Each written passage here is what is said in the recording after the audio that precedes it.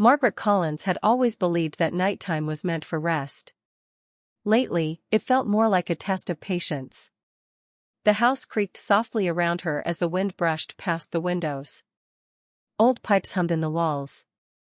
A clock ticked somewhere in the hallway, too loud for comfort. Portland's winter air pressed against the glass, turning the darkness outside into a heavy curtain. She sat on the edge of her bed, rubbing her hands together for warmth. It had been 3 years since her husband passed. 3 years of learning how to live in quiet rooms. 3 years of cooking for one, folding laundry alone, and pretending that the empty chair across the table didn't bother her. During the day, she managed well enough. She worked at the town library, greeting visitors with polite smiles and helping children find their favorite books. She kept her hair neatly styled, wore soft sweaters, and answered the question "How are you?" with practiced ease. "I'm doing fine." But nights told a different story. At 56, she wasn't old. Not really. Yet she felt tired in a way that sleep didn't fix. The kind that settled in the chest and stayed there. From down the hall, footsteps approached. "Mom?" Ethan called. She turned toward the door. "I'm in here." Her son leaned against the frame, holding his phone in one hand. He was tall now, taller than his father had been. His dark hair curled slightly at the edges, and his face carried the calm look of someone who watched more than he spoke. "You heading to bed already?" he asked. Margaret forced a smile. "Long day. You know how it is." He nodded, but his eyes lingered on her. "You sure you're okay?" She waved him off gently. "I'm fine, sweetheart. Go relax."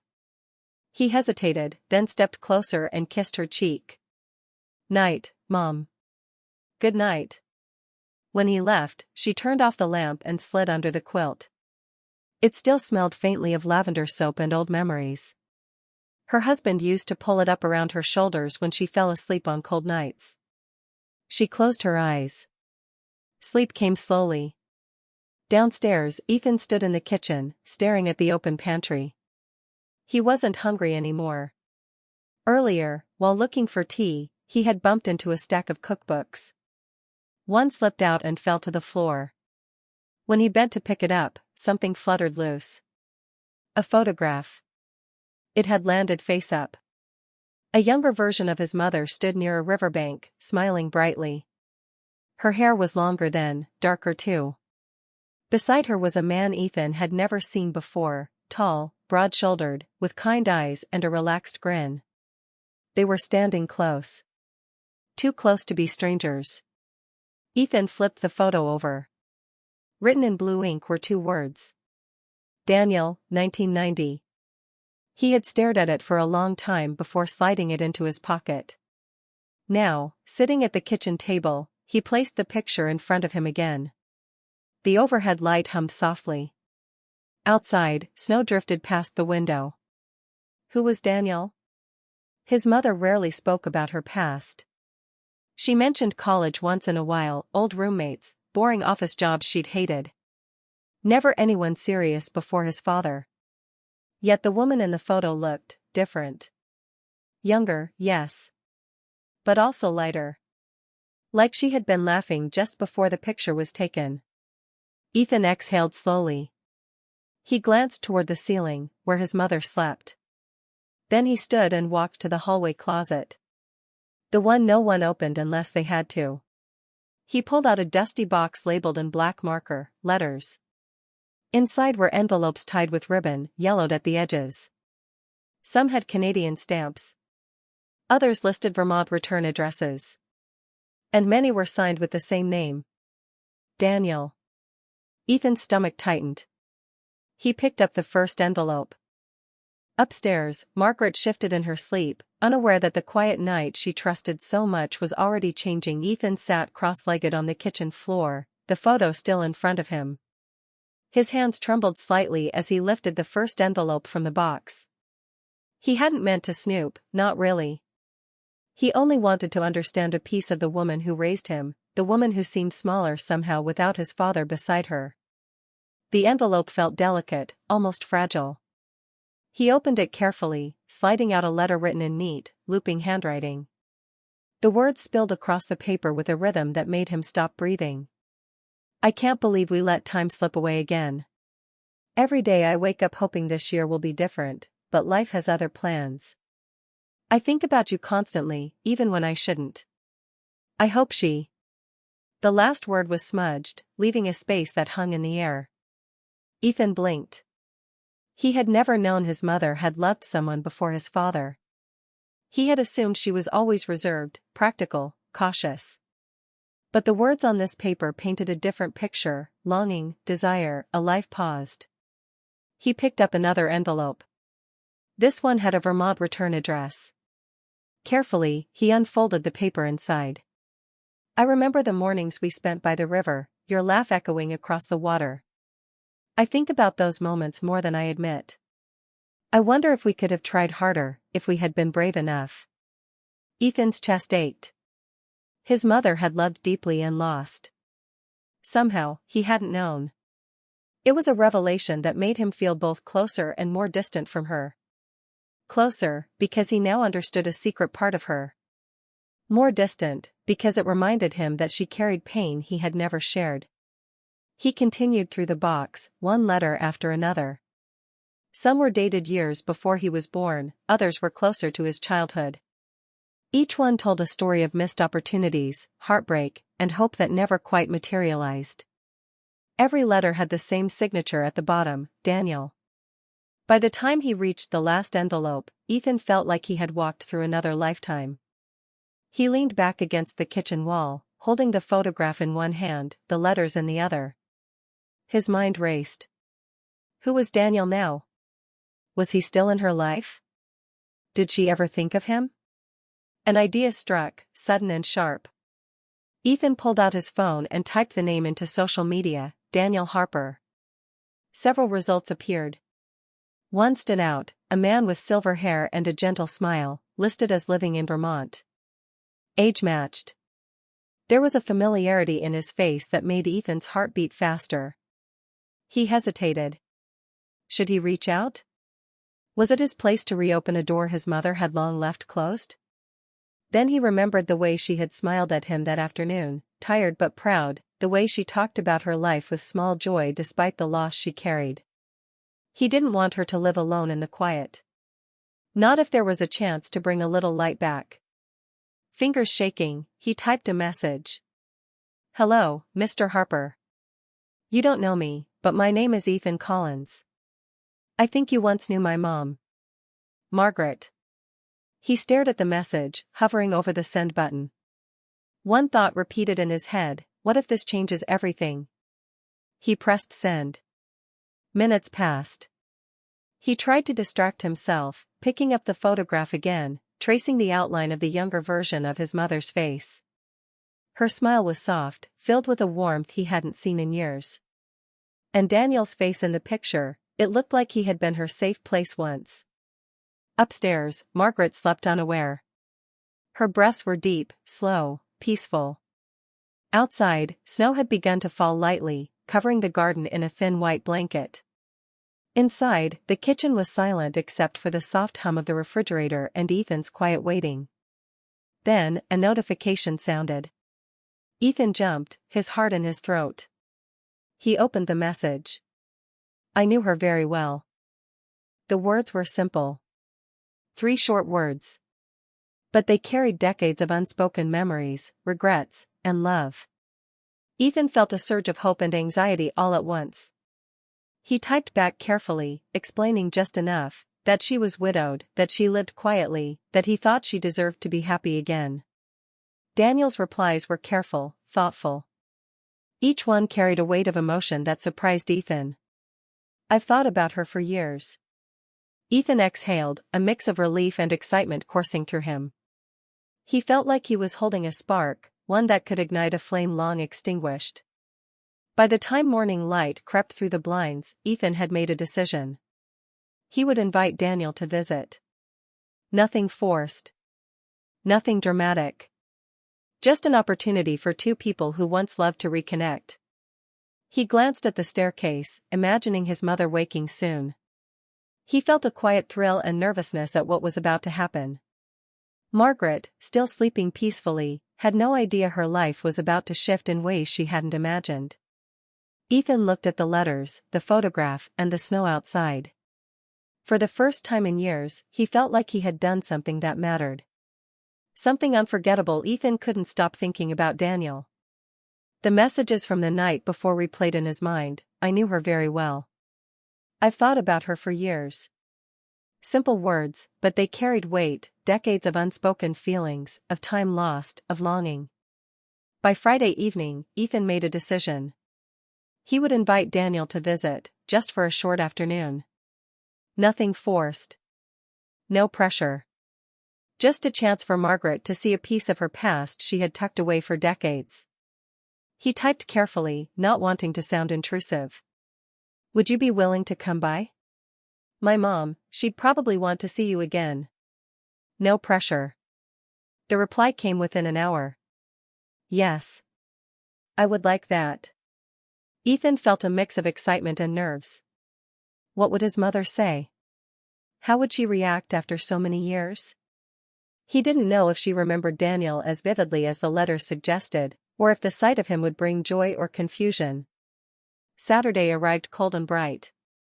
Snow had fallen overnight, dusting the garden in white, the air crisp and quiet. Ethan helped his mother with breakfast, careful to act natural, to not reveal the secret that was about to unfold.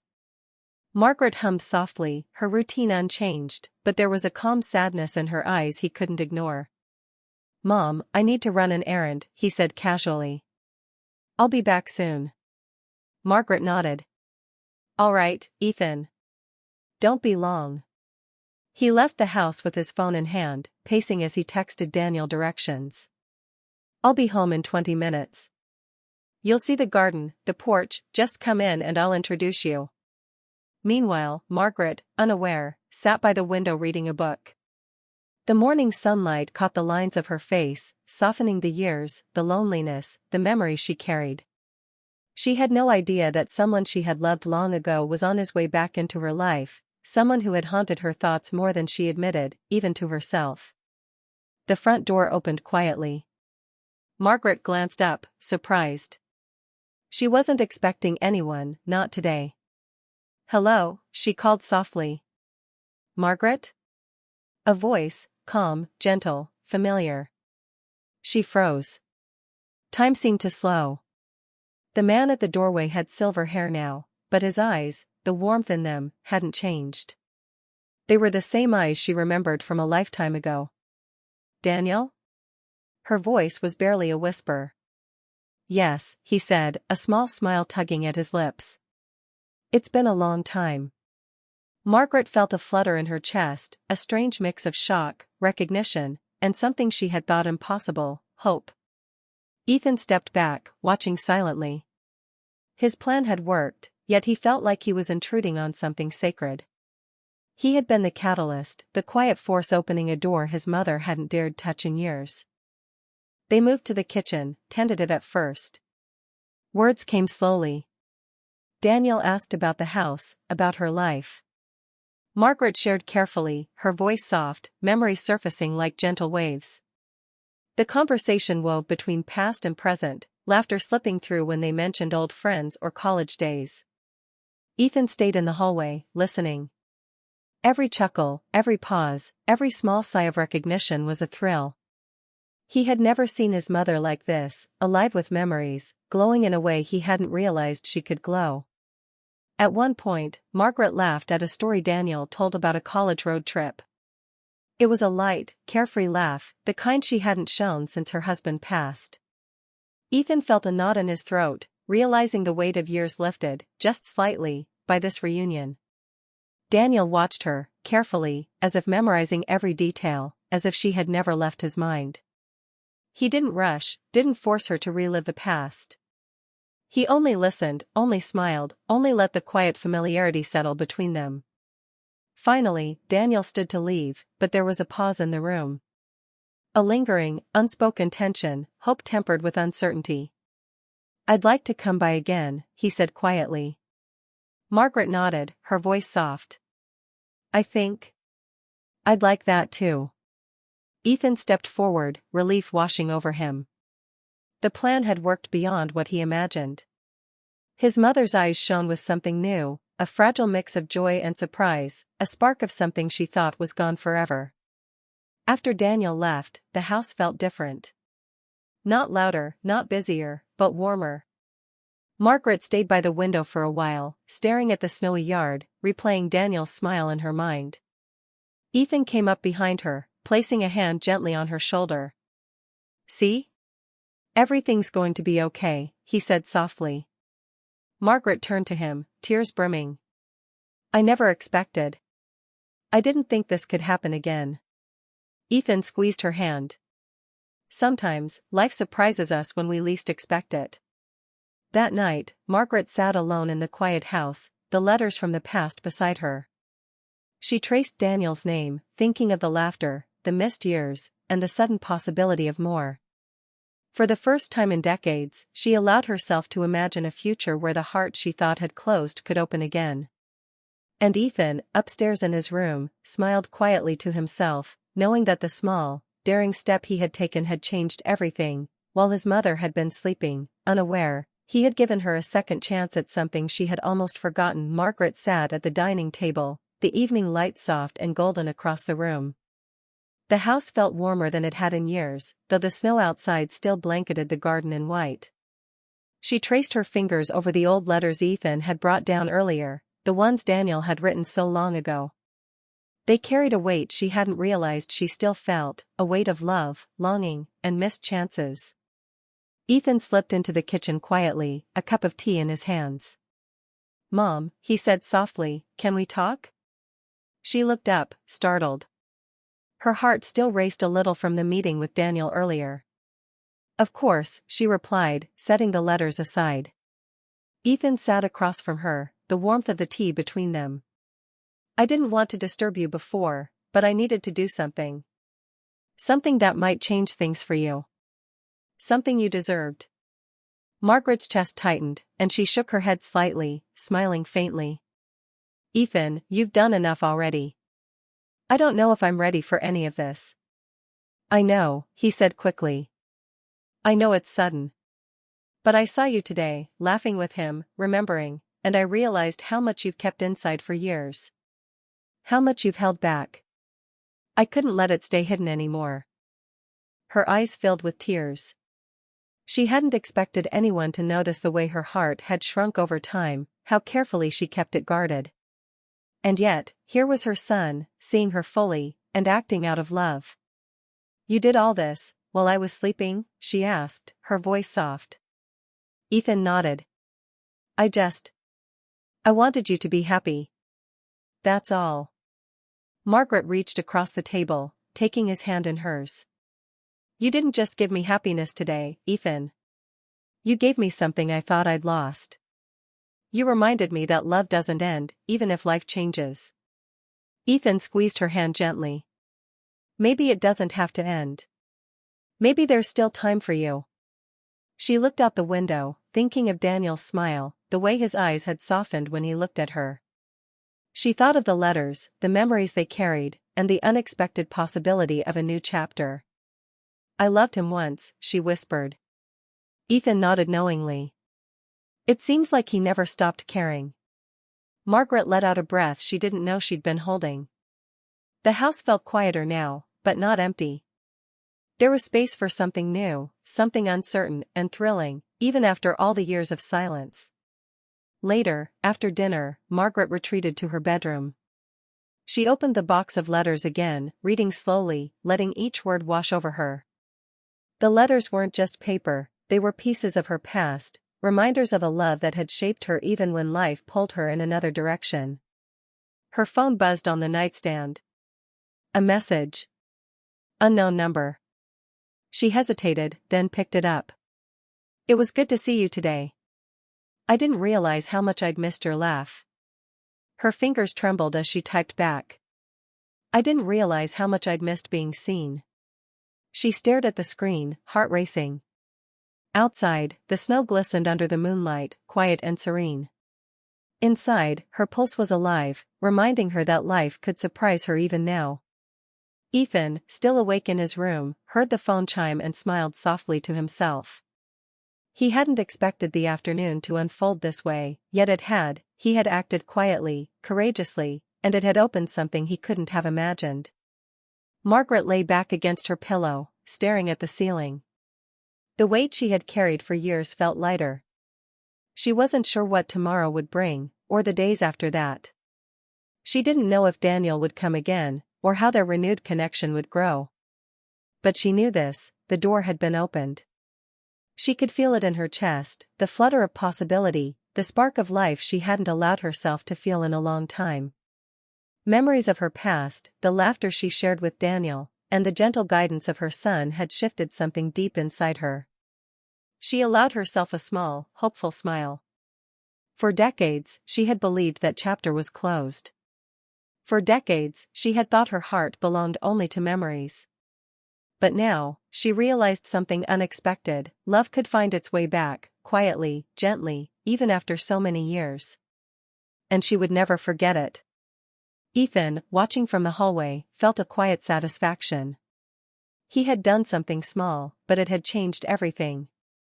While his mother slept, he had given her hope, warmth, and the chance to feel alive again. The night was still. The snow lay softly outside. And inside, Margaret's heart was quietly, courageously, opening to something new, something beautiful she thought she had lost forever.